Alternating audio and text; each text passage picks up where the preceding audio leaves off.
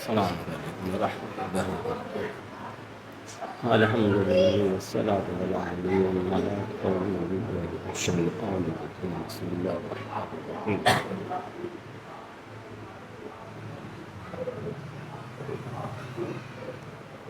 یا ایھا الذین آمنت باللہ صدق اللہ العظیم صدق رسول اللہ الکریم والحمد للہ رب العالمین۔ سنی من نارئی اللہ علیہ وسلم منزل بکر عثمان حیدر من سلم قادری نارئی غوث اعظم من سلم شوکت نظر برکاتہ سلم نوری من نارئی اللہ اکبر من سلم دند شیخ قطب علی مفتی علی سلم اخترم من نارئی اللہ اکبر من سلم دند شیخ ولی کامل تاج الشریعہ نی زنم اگر تابی بلا فتادہ کشتی گئی خان شکست رات کشتی لحق خواجہ عثمان حرمت دنیا میں چشتی سرورا شاہر کریم تصفیر اشرفا حرمت روح پیغام ابن ذرقا سیدنا غوث اعظم منیر سر سانا مدد قبلہ دین مدد کعبہ امام مدد مغدا انت سلطان دلالم ہستی استباد کرنا شہد مدد فاق غفاد غبت سرنا ویدینا ہینم دیدہ آج قلت کل سپاہا مدد کھلا میرے دل کی کلی و سیاسن مٹا قلب کی بے کبھی و سیاسن ڈوبی تھی کشتی وطن میں نکالی تجھے ایسی قدر کی و سیاسن تباجیب سے نہ ہو ہماری رچا دو ہماری مقامی چلی و سیاسن ادا تنتے ہو جائے نوری مستر یہ ہے اس کی خواہش نہیں و سیاسن۔ ایک مرتبہ درود پاک کا نذرانہ عقیدت پیش کریں۔ اللہ رب محمد صلی اللہ علیہ وسلم وعلی آلہ وصحبہ وسلم صلاۃ و سلام علیک سیدنا رسول اللہ۔ درود شریف پڑھ لیا؟ کسی نے بھی نہیں پڑھا ہے؟ پڑھا درود شریف؟ آواز تو آیا نا۔ اللہ رب العزت فرماتا ایمان ڈالو، اللہ سے ڈرو، سچوں کے ساتھ ہو۔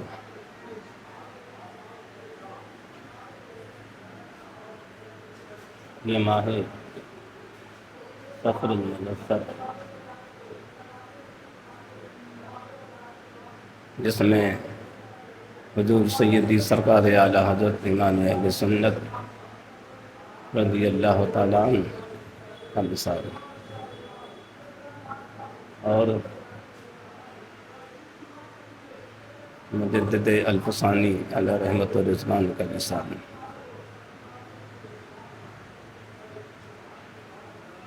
یہ دو ایسے بزرگ ہیں جو پوری دنیا کے مشہور بزرگ ہیں۔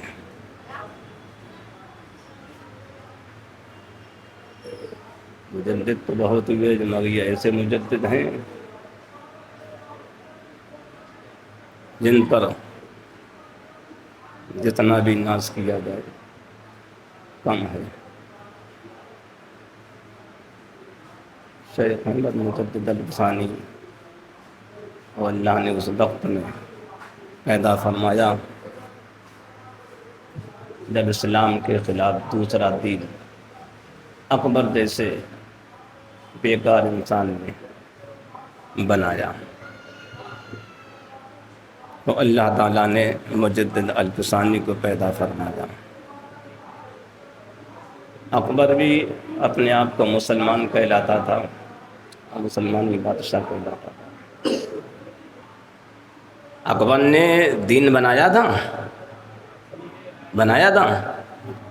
کیا نام تھا دین کا؟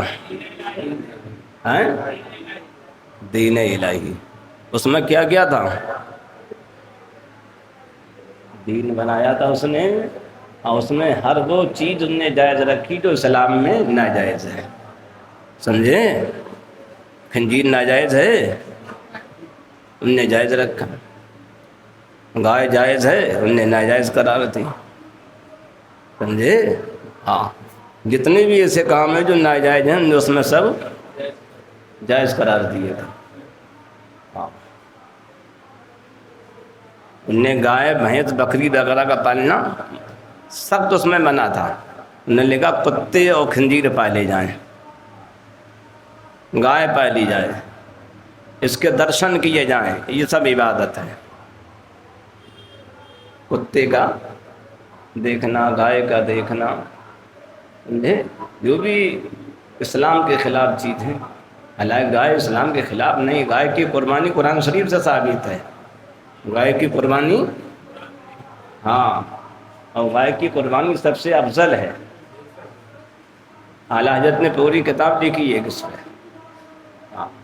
آج ہندو لوگ کہتے ہیں غلط کرتے ہیں، اعلیٰ حضرت نے تو اس میں خود ہندوؤں کی کتابوں سے گائے کی قربانی لکھی، ایک رسالہ لکھا، اور جو اس دور میں لکھا جب گائے پہ سخت پابندی تھی، اس وقت لکھا تھا، سمجھے؟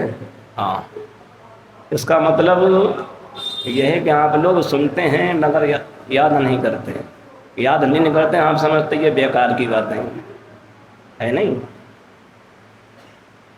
آپ اتنی یاد نہیں رکھتے کہتے تو بیکار کی باتیں ہیں، سب ایسی فضول کی باتیں ہیں، اسے یاد کرنا کوئی ضروری نہ ہے، اپنا کام کرو، انہیں کہنے تو جو کہہ رہے ہیں ہے نہیں، یہ تو مطلب ہوا، افسوس ہے، سمجھے؟ تو دین الہی میں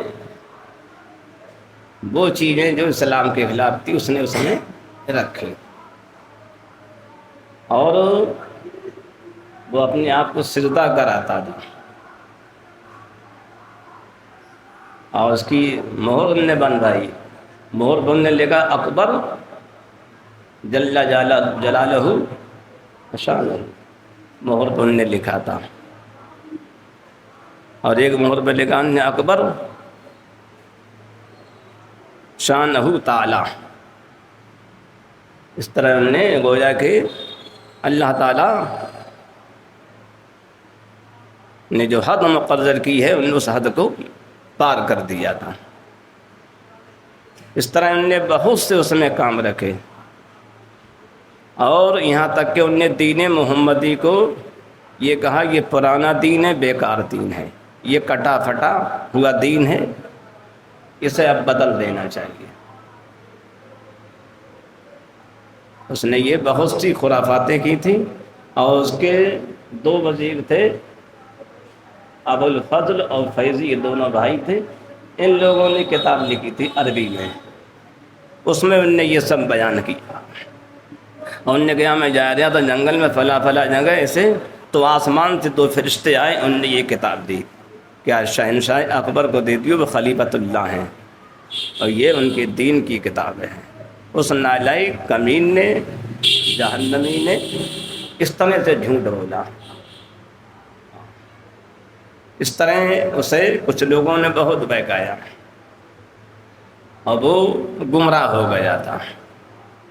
اللہ تعالیٰ نے ایسے خطرناک دور میں شیخ احمد مجدد الفسانی کو پیدا فرمایا، اور مجدد الفسانی جب پیدا ہوئے تو اس سے پہلے بہت سے بزرگوں نے پیشن گوئی فرمائی، خود غوث اعظم نے فرمایا ایک ایسا بزرگ پیدا ہوگا جو دین کو پھر سے تازہ کر دے گا، اور غوث اعظم نے بھی ایک مرتبہ یہ فرمایا تھا، اور بہت سے بزرگوں نے یہ فرمایا۔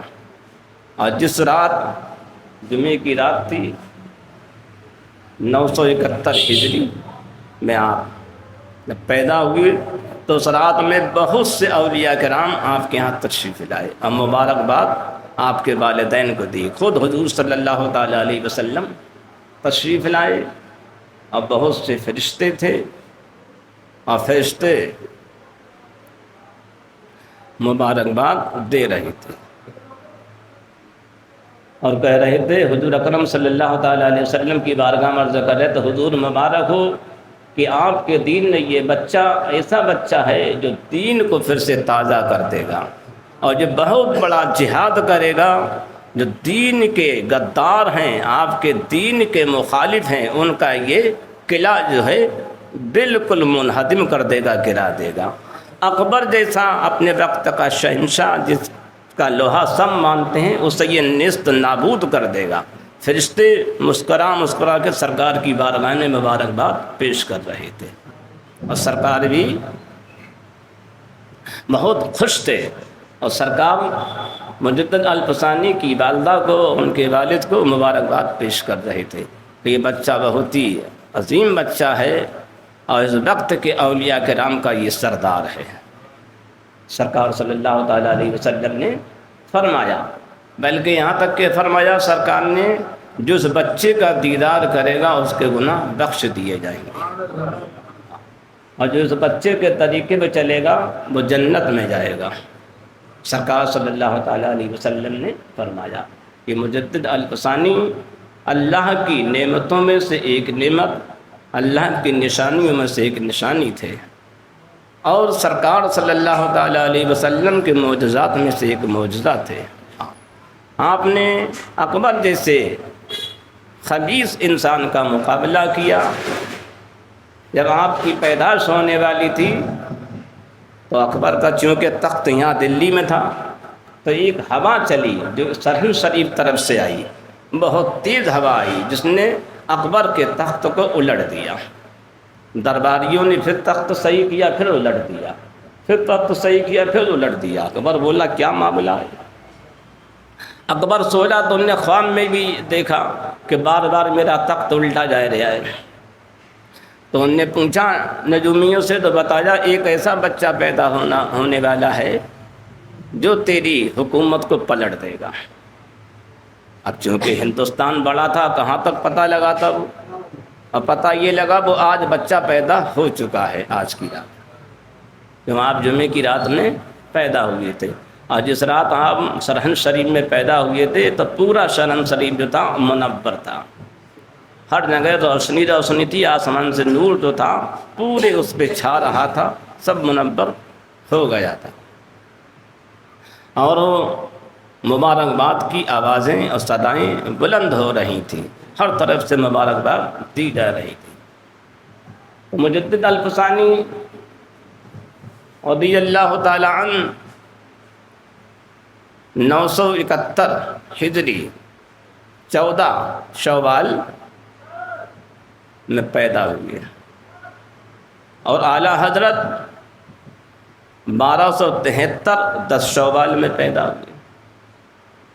اعلیٰ حضرت کی بھی پیدائش اسی مہینے کی ہے، اعلیٰ حضرت کی 10 شوال کی ہے۔ کتنی ہے یاد ہے؟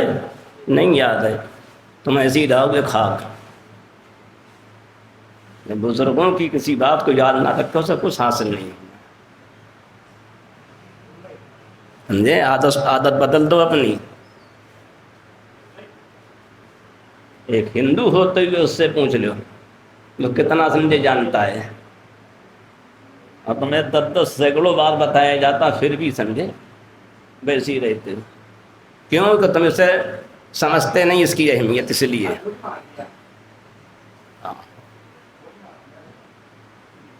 تو آپ اعلیٰ حضرت کی 10 شوال ہے، مجدد الفسانی کی 14 شوال ہے، تو دیکھیے کتنی بڑی مناسبت ہے، ایک ہی مہینہ ہے، ایک ہی مہینہ ہے شوال کا۔ یہاں 10 تاریخ ہے بریلی میں، اور سرہند میں 14 ہے۔ اعلیٰ حضرت کے وصال کی تاریخ کتنی ہے؟ کتنی؟ 35 ہے 40 ہے؟ کون سا مہینہ ہے؟ بتا رہے پتہ نہ، ابھی عرس ہوا اعلیٰ حضرت کا، اللہ کی پناہ۔ بتاؤ کتنے سیدھے مت بنو، سمجھے؟ ہاں اتنے سیدھے مت بنو، ابھی تو عرس ہوا، پوری دنیا میں مشہور ہے کہ اعلیٰ حضرت کا وصال اس میں ہوا، ابھی عرس ہوا، کر پتہ نہ ہے۔ حنیف بھائی جیسا سیدھا کیا پیدا ہوگا، ایسی سمجھے باتیں مت کرو، ہاں خود ذہن سے کام لو۔ تو ابھی 25 میں آپ کا کل شریف ہوا، 25 میں آپ کا وصال ہوا، 25 سفر الخیر۔ اور مجدد الفسانی کا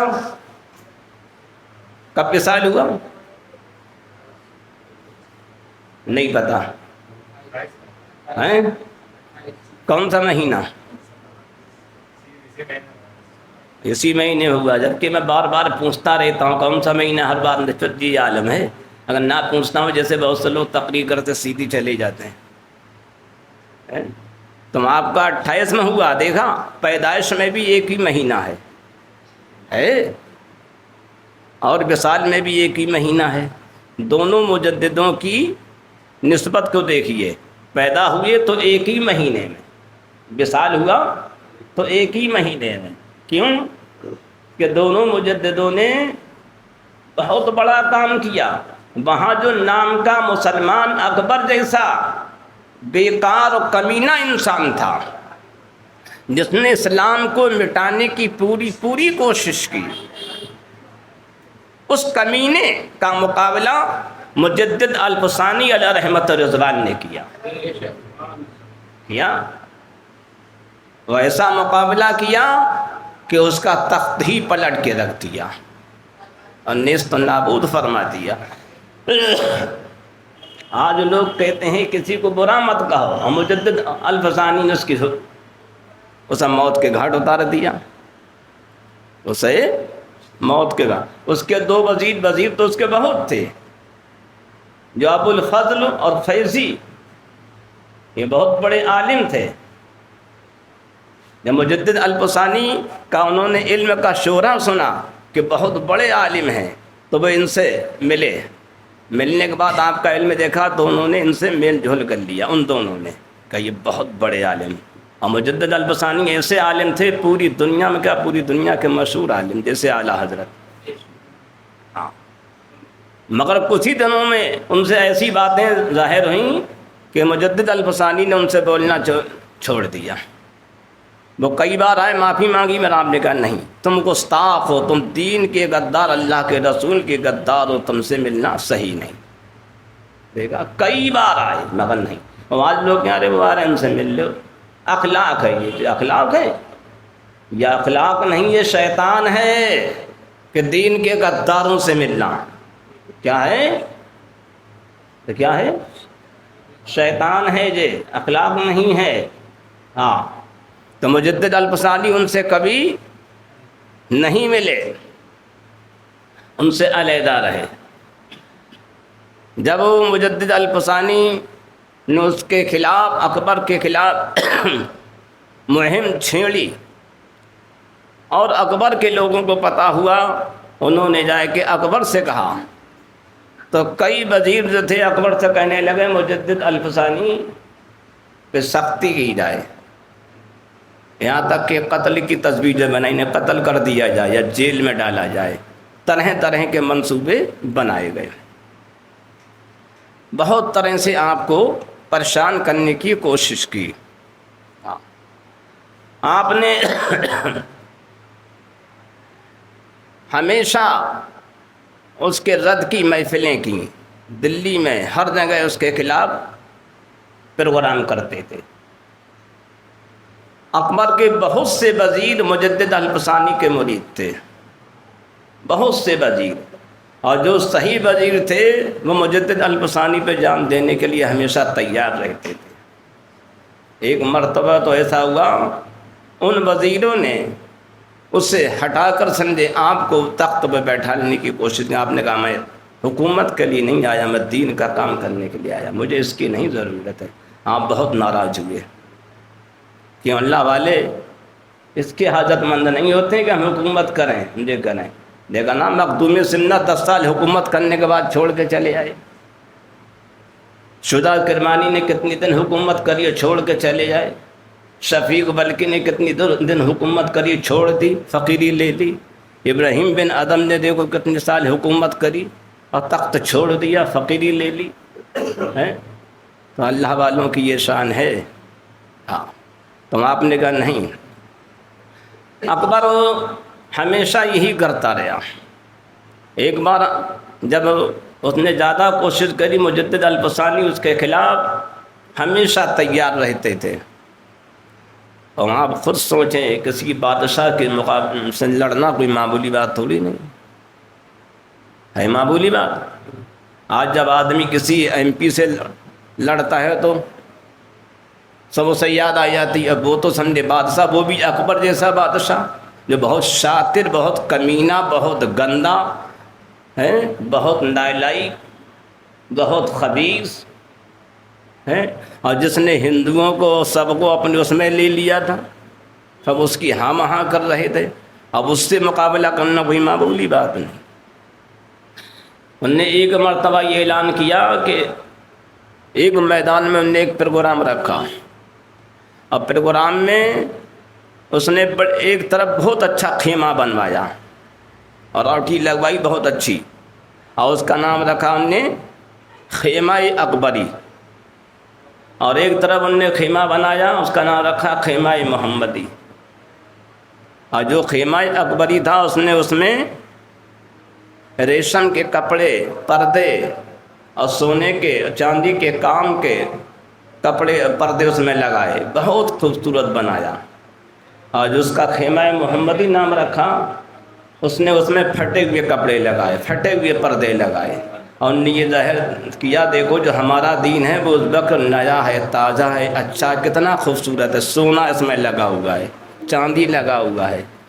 اور دین محمدی یہ پھٹا پرانا ہے، دیکھو اس میں سراخ ہو رہا ہے، اس لیے اب بدل دیا جائے.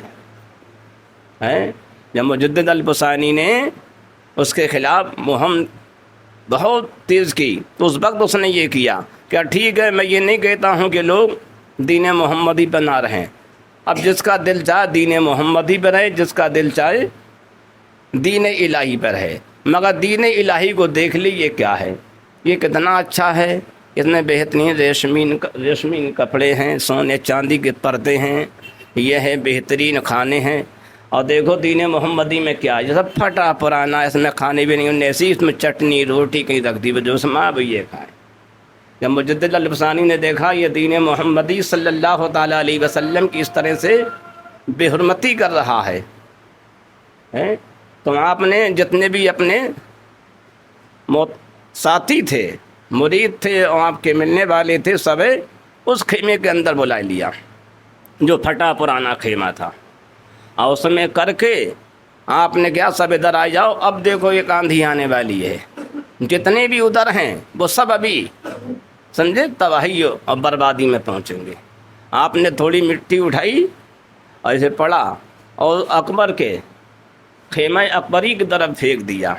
اتنے میں ایک آندھی آئی بہت تیز، جتنے خیمے کو اکھاڑ کے پھینک دیا. خیمے میں جو بانس لگے ہوئے تھے، لاٹھیاں لگی ہوئی تھیں، ڈنڈے لگے ہوئے تھے، وہ ڈنڈے جو تھے ان سب پر پڑنے لگے.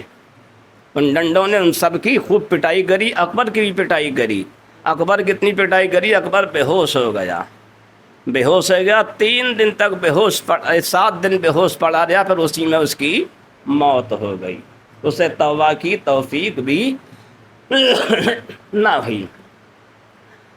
تو حضور سیدی سرکار مجدد الفسانی نے ایسے وقت میں دین کی خدمت کی جب دین پر پوری طریقے سے ڈاکہ پڑ رہا تھا اور دین کی عظمت کو ختم کیا جا رہا تھا. اس وقت اللہ تعالیٰ نے مجدد الفسانی کو کھڑا کیا اور آپ نے دین کو بچایا. اسی طریقے سے جب اعلیٰ حضرت کے دور میں 1272 کے بعد میں جب دین پر سمجھے دین ہی کے لباس میں جو مسلمان کہلا رہے تھے، انہوں نے سمجھے دین کے خلاف آواز اٹھائی. جیسے وہاں سمجھے وہ مسلمان کہلا رہا تھا اکبر، اس نے دین کے خلاف، دین اسلام کے خلاف دوسرا دین بنایا، تو مجدد الفسانی کو اللہ نے کھڑا فرمایا. اور جب یہاں سمجھے دین ہی دار لوگ جو کہلا رہے تھے، کہہ رہے ہم دیندار ہیں، انہوں نے اسلام کے خلاف آواز اٹھائی. جب انہوں نے کہا میلاد پڑھنا شرک بدعت ہے، سلام پڑھنا بدعت ہے، فاتحہ پڑھنا بدعت ہے، یا رسول اللہ کہنا شرک ہے، اللہ کے علاوہ کسی اور سے مدد مانگنا شرک ہے، تمام باتوں کے سمجھے انہوں نے فتوے لگائے. تو اس وقت اللہ تعالیٰ نے اعلیٰ حضرت کو کھڑا کیا. وہاں بھی نام کے مسلمان تھے، یہاں بھی نام کے مسلمان تھے، کربلا میں بھی نام کے مسلمان تھے. تو اللہ تعالیٰ نے ہر جگہ سمجھے صحیح مسلمانوں سے نام کے مسلمانوں کا خاتمہ کرایا. مجدد الفسانی نے دلی کے بادشاہ اکبر کا خاتمہ کرایا جو بہت بڑا شیطان تھا. اور سیدی اعلیٰ حضرت کے ذریعے اللہ تعالیٰ نے ان سمجھے نام کے مولوی اشرف علی تھانوی، قاسم نانوتوی، رشید احمد گنگوئی، خلیل بن امبیڈ بھی وغیرہ، ان تمام کا خاتمہ کرایا، ان پہ فتویٰ لگا دی پوری دنیا میں سمجھ یہ ظاہر کر دیا یہ اللہ رسول کے دین کے گستاخ ہیں، یہ کافر و مرتد ہیں، ان کا قتل کر دیا جائے۔ تو دونوں مجددوں نے دین کا وہ کام کیا جس کی مثال دنیا نہیں ملتی ہے، اس لیے دونوں مجددوں کی سمجھتا مہینہ بھی ولادت کا ایک ہے اور تاریخ وفات بھی دونوں کی ہے ایک ہے، اور دونوں کا تجدید کام بہت بڑا ہے۔ انہوں نے سمجھے دین الہی کا خاتمہ کیا، اور یہاں سمجھے یہاں اعلیٰ حضرت نے سمجھے جو دین کے نام پہ مسلمانوں کو گمراہ کر رہے تھے ان کا خاتمہ کیا۔ تو دونوں کو اللہ تعالیٰ نے وہ عزت دی کہ آج پوری دنیا میں مجدد الفسانی پہچانے جاتے ہیں، آج پوری دنیا میں اعلیٰ حضرت پہچانے جاتے ہیں۔ اس لیے زیادہ تر آج عرس بھی ہوتا ہے تو مجددین کے نام سے ہوا کرتا ہے، اور یہ سمجھے سبق دیا کرتا ہے ان دونوں مجددوں نے نام کے مسلمانوں کو خاتمہ کیا، اس لیے اللہ تعالیٰ نے ان کا پوری دنیا پہ نام کر دیا۔ تو سید اعلیٰ حضرت امام اہل سنت اور مجدد الفسانی کا بہت بڑا کارنامہ، اور آپ نے دین کی خاطر یہاں تک کہ اپنے آپ کو جیل میں بھی ڈال دیا، آپ کو جیل میں بند کر دیا گیا تھا۔ آج شام کو فاتحہ مجدد الفسانی رضی اللہ تعالیٰ عنہ کی بارگاہ میں پیش کی جائے گی، انشاءاللہ تعالیٰ ہو سکتا ہے اس میں بھی کچھ بیان ہو۔ اللہ تعالیٰ ان بزرگوں سے پکی سچی محبت عطا فرمائے اور ان کی کاوشوں کو، ان کی محنتوں کو پہچاننے کی توفیق عطا فرمائے اور ان کا ادب و احترام کرنے کی توفیق عطا فرمائے کہ مجدد الفسانی نے بہت بڑا کام کیا۔ اعلیٰ حضرت کی نسل میں بھی، اعلیٰ حضرت کے آباء و اجداد میں بھی بہت عالم مفتی ہوئے، اور آج بھی ایسے ہی مجدد الفسانی کی سمجھے نسل میں اور ان کے آباء و اجداد میں بہت بڑے عالم ہوئے اور بہت بڑے محدث ہوئے، ان کے سمجھے سب بیٹے عالم و مفتی ہوئے، سب اللہ کے ولی ہوئے۔ اعلیٰ حضرت کے تین جو بیٹے تھے کون تھے؟ اعلیٰ حضرت کے بیٹے حضور حامد رضا خان اور حضور مصطفیٰ رضا خان، اور کوئی تھے؟ حضور محمود رضا خان، جن کا بچپن میں انتقال ہو گیا تھا، لوگ بہت کم جانتے ہیں، سمجھے؟ ہاں، یہ سب بہترین جید عالم تھے۔ کہ دیکھو حجت الاسلام وہ سمجھے بہترین عالم، مفسر اعظم وہ بہترین عالم، تاج الشریعہ تو جیسے دیکھو سب عالم، ایسے ان کے دادا پردادا میں سب بہترین عالم۔ مولانا نقی علی خان بہت بڑے عالم جن کے فتوے پوری دنیا میں جاتے تھے۔ مولانا رضا علی خان پوری دنیا کے مشہور عالم و ولی کامل نے قطب بریلی کے نام سے یاد کیا، آج بھی ان کی بہت سی کرامتیں بریلی کے اندر مشہور ہیں۔ مولانا محمد اعظم خان، مولانا حافظ کاظم علی خان جو بدایوں کے تحصیلدار تھے، جنہیں 1000 فوج دی گئی تھی، سب سمجھے یہ حافظ و قاری و مفتی و محدث ہوا کرتے تھے۔ یہ سب ان کے خاندان میں شروع سے لے کے آخر تک عالم و فاضل و دیندار ہوا کرتے تھے۔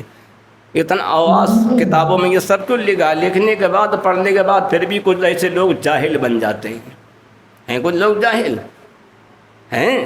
کون جاہل ہے؟ کون جاہل ہے؟ نہیں پتہ ہے؟ پتہ تو مطلب کی ہوتی ہے، مطلب کی بات نہیں۔ ابھی مولوی ہاشم کے چوچا والوں نے تقریر کری کہ تین ہی عالم اعلیٰ حضرت کو سمجھیے گا، اعلیٰ حضرت مصطفیٰ رضا اور ایک تاج الشریعہ، اس کے علاوہ وہاں کوئی عالم نہیں۔ کتنے بڑے سمجھے حاسدین میں سے حسد کرنے والے یا تو کہتے ہیں جاہل ہیں، جبکہ دنیا جانتی اعلیٰ حضرت کے والد بھی بہت بڑے عالم تھے، ان نے والد کا عالم ہونا انکار کر دیا، ان کا مفتی ہونا، دادا بھی تھے، پردادا بھی سبھی عالم و محدث تھے، اور کتنا بڑا سمجھے جاہل ہونے کا ثبوت دیا انہوں نے۔ دیا؟ ارے دیا نہیں دیا ہے؟